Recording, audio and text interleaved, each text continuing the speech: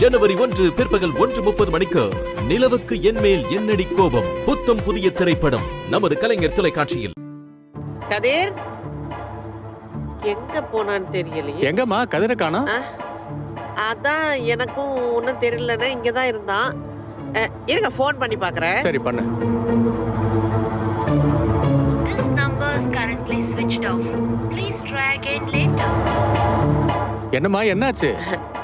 இல்லண்ணே போன் சுவிட்ச் ஆஃப்னு வருது. என்னம்மா சொல்ற? ஓ மகன் கல்யாண மாப்பிள இந்த நேரத்துல எங்க போனா? எனக்கும் ஒன்றும் புரியலண்ணே. இந்த நேரத்தில் என்கிட்டே சொல்லாம எங்க போயிருப்பான்னு தெரியலையே. கடவுளே.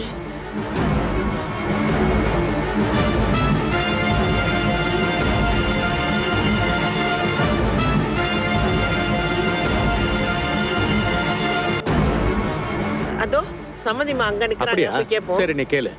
ஐயோ வந்தனா, சம்மந்தி வேற மாப்பிள்ளையை தேடுறாங்க போல இருக்கே. நம்ம கிட்ட கேட்டா என்ன சொல்றது? காவியா தான் எதுவும் சொல்ல வேண்டாம்னு சொல்லிருக்கால, ஏதாவது பேசி சமாளி.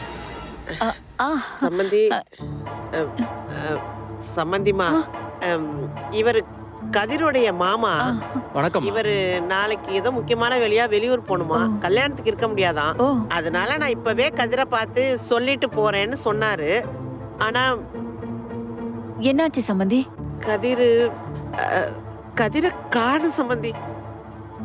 ரொம்ப நேரமா தேடி பார்த்துட்டேன், எங்க போனானே தெரியல. என்ன சொல்றீங்க? மாப்பிள்ளை எங்க போயிட போறாரு? இங்கதான் எங்கயாவது இருப்பாரு. இல்ல சம்மந்தி, நான் அவன் ரூம்ல போய் பார்த்தேனே, இல்லையே. சரி, அவருக்கு ஒரு ஃபோன் பண்ணி பாத்தீங்களா? ஃபோன் பண்ணி பார்த்தேன், சுவிட்ச் ஆஃப்னு வருதே. என்ன சொல்றீங்க? அப்போ மாப்பிள்ளைய உண்மையாவே காணுமா? நல்லா பாத்தீங்களா? இந்த நேரத்துல எங்க போயிருக்க போறாரு? இப்ப நான் என்ன பண்றதுன்னே தெரியலையே.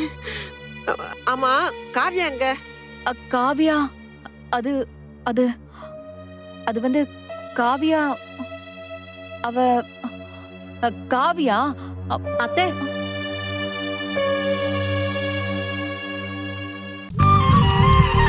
ஜனவரி 11 பிற்பகல் 1:30 மணிக்கு இட்லி கடை சூப்பர் ஹிட் திரைப்படம்.